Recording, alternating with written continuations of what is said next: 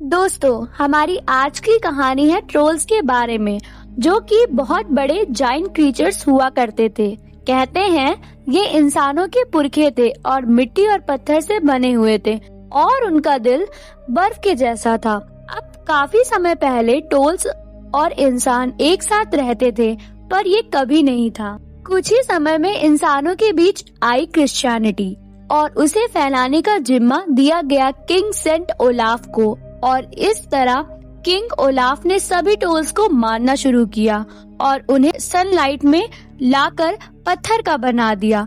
अब इन सब वजह से ट्रोल्स को क्रिश्चियनिटी की तरफ गुस्सा आने लगा और वो उस रिलीजन को बुरा समझने लगा।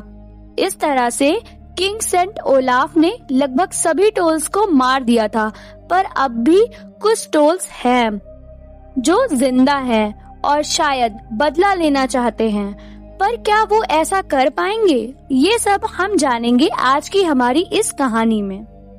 कहानी की शुरुआत एक लड़की नोरा और उसकी फैमिली को दिखाते हुए होती है, जहां उसके डैड उसे ट्रोल्स के बारे में कहानी सुना रहे थे। तभी कुछ देर बाद वहां उसकी मदर आ जाती है, जिसकी तबीयत थोड़ी ठीक नहीं होती, और सभी जाकर सो जाते हैं। अब यहाँ से कहानी 30 साल बाद शिफ्ट होती है, जहाँ नोरा अब एक प्रोफेसर बन चुकी है और वो एक सुनसान एरिया में अकेले रहती है। असल में 3 साल पहले जब पहला किंग ट्रोल बाहर आया था, तब उसने एक ही लड़ाई की थी, जिसके बाद उसने अपनी पुरानी जॉब से रिजाइन कर दिया था, जहाँ वो नॉर्वेजियन गवर्नमेंट के लिए ट्रोल्स को स्टडी करती थी। तभी अचानक एक दिन उसे एंड्रियास इसाक्सन नाम का एक आदमी मिलने के लिए आता है, जो उसका दोस्त था, पर उसके आने के बाद उसे खबर नहीं होती। इस वजह से वो उस पर अटैक कर देती है। तभी यहाँ एंड्रियास बताता है कि वो उसकी मदद मांगने के लिए वहाँ आया है।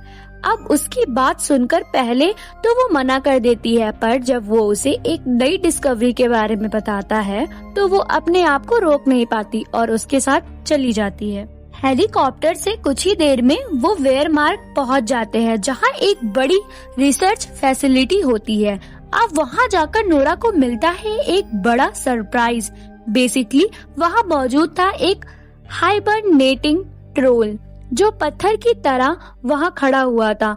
उसे देखकर नोरा के होश उड़ जाते हैं। खैर, ये प्रोजेक्ट फिलहाल मेरियन रधानी नाम के एक लेडी के अंडर था, जिसे नोरा बिल्कुल पसंद नहीं थी। एंड्रियास उस ट्रोल को जोतुन कहकर बुलाता है और मैरियान को समझाता है कि गवर्नमेंट उनका ये प्रोजेक्ट बंद करने वाली है, क्योंकि वो ट्रोल सो रहा है और इस वजह से वो उस पर कोई भी स्टडी नहीं कर पा रहे हैं। इसी वजह से उन्हें एक ऐसे इंसान की जरूरत है जो ट्रोल्स को समझ सके, और ऐसा नोरा के अलावा कोई भी नहीं कर सकता था। इन सब के बाद वो नोरा को फैसिलिटी दिखाने लगते हैं, जहां उसे किंग सेंट ओलाफ को एक पुराना डॉक्यूमेंट भी मिलता है, जो बीच से फटा हुआ था, और उसे पढ़कर समझ आ जाता है कि सच में किंग सेंट ओलाफ ने सभी ट्रोल्स को अपने देश से बाहर निकालने के लिए कहा था। तभी अचानक उसे वहाँ सिंगी मिलती है, जिसे नोरा पहले से जानती थी, और फिलहाल वो एंड्रियास के बच्चे की माँ बनने वाली थी। अब इस न्यूज को सुनकर वो काफी खुश हो जाती है और उन्हें कांग्रेचुलेशन करती है। इसके बाद वो रेस्ट रूम में बहाने से फैसिलिटी घूमने निकल जाती है। ट्रोल्स के पास वो जाती है। वो उसे देखकर बहुत हैरान थी और जानना चाहती थी आखिर वो है क्या। इस वजह से वो उसके पास जाती है और उसे टच करके एक रिदम गाने लगती है। अब उसके ऐसा करते ही उस ट्रोल्स में बहुत सी वेव जनरेट होने लगती है, जिससे उसके जिंदा होने का सबूत मिल रहे थे। तभी नोरा को लगता है कि इन सब से कुछ नहीं हो सकता है, और वो वहाँ से जाने लगती है। और तभी वो जोतुन जग जाता है और अपनी आँख खोल लेता है। अब ऐसा होते ही सभी सायरन बजने लगते हैं, जिससे फैसिलिटी के बाकी लोग बाहर आ जाते हैं। पर वो लोग जोतुन के पास लगी यूवी लाइट्स को ऑन करने वाले होते हैं, पर तभी मेरियन कंट्रोलिंग डिवाइस पर कॉफी गिरा देती है, जिससे वो बटन काम करना बंद कर देती है और जोतुन को रोकने के लिए अब उनके पास कुछ भी नहीं होता।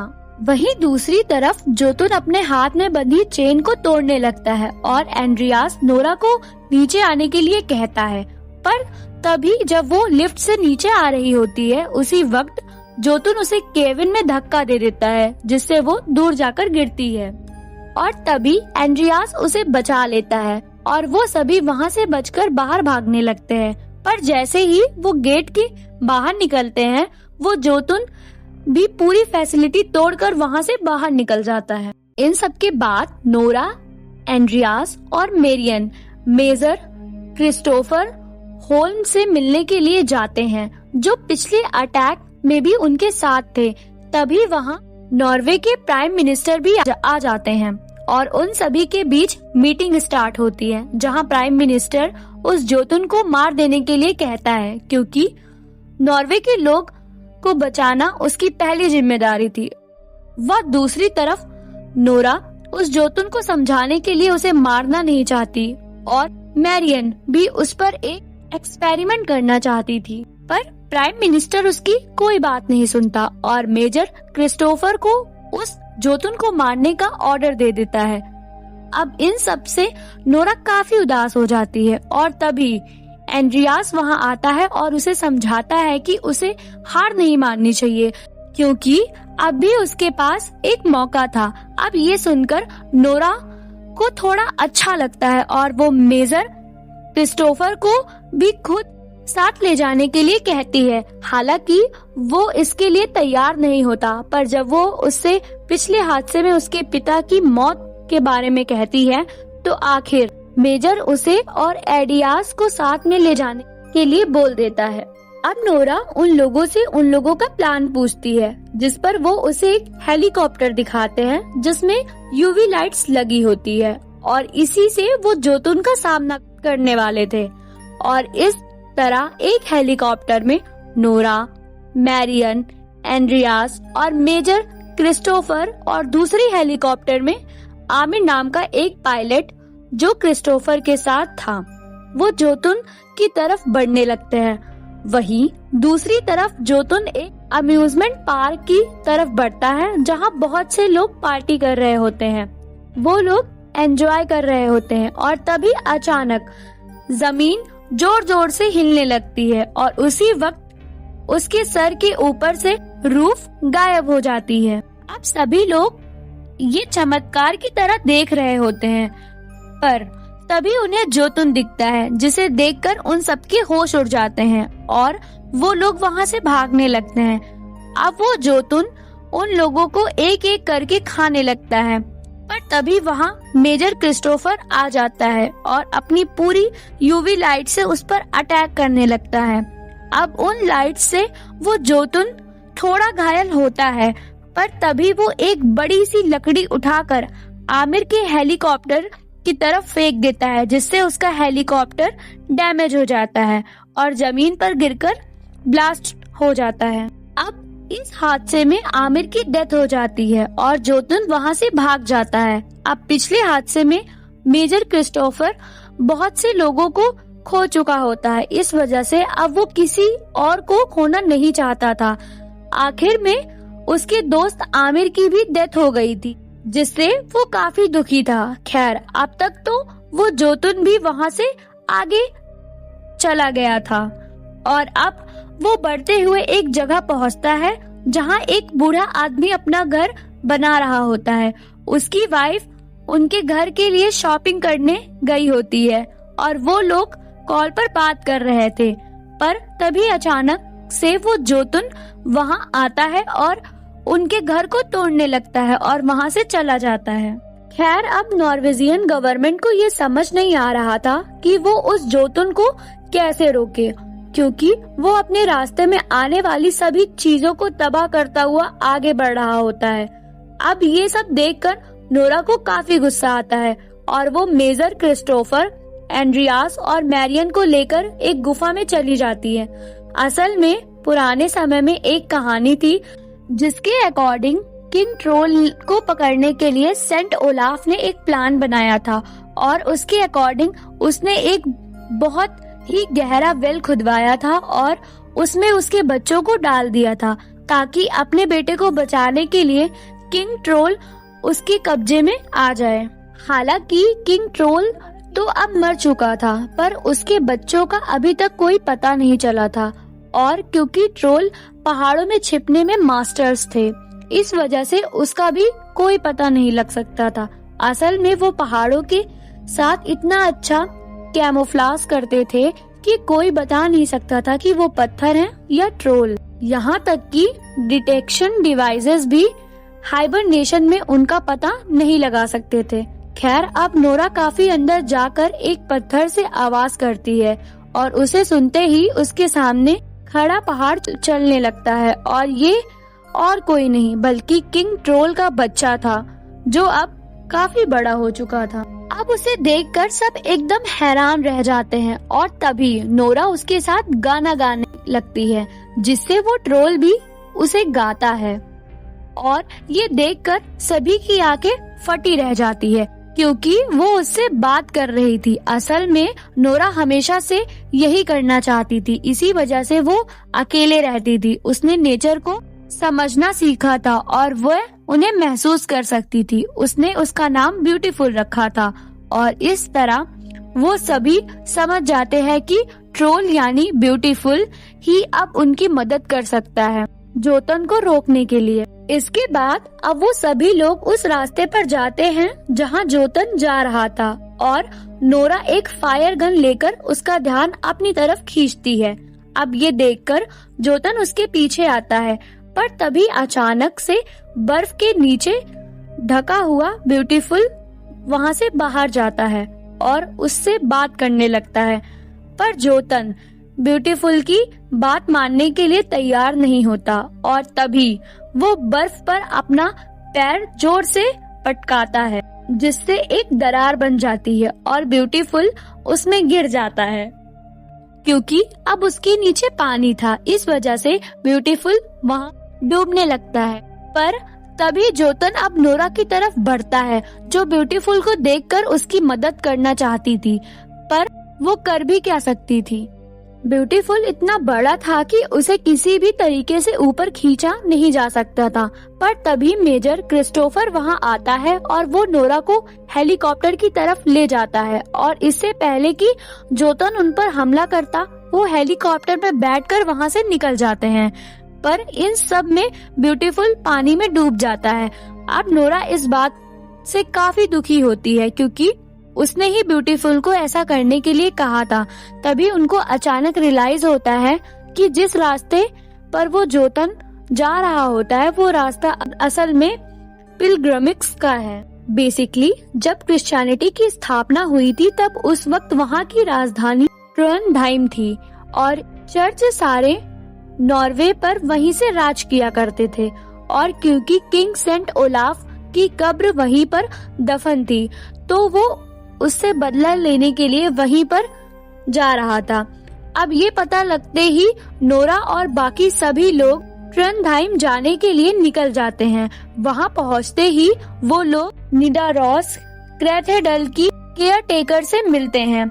असल में ये वही जगह है जहां सेंट ओलाफ की कब्र कहीं छिपी हुई थी और क्योंकि जोतन भी उसे ही ढूंढ रहा था नोरा और उसकी टीम अब उसे ही ढूंढने का डिसाइड करते हैं ताकि उन्हें जोतन को हराने का कोई क्लू मिल सके। अब जब वो लोग उसे ढूंढने के लिए जाते हैं तो उन्हें समझ नहीं आता कि जब किंग सेंट ओलाफ क्रिश्चियनिटी का फॉलोअर्स था तो आखिर उसकी कब्र को छुपाने क्यों गया, पर इसका कोई जवाब उनके पास नहीं था।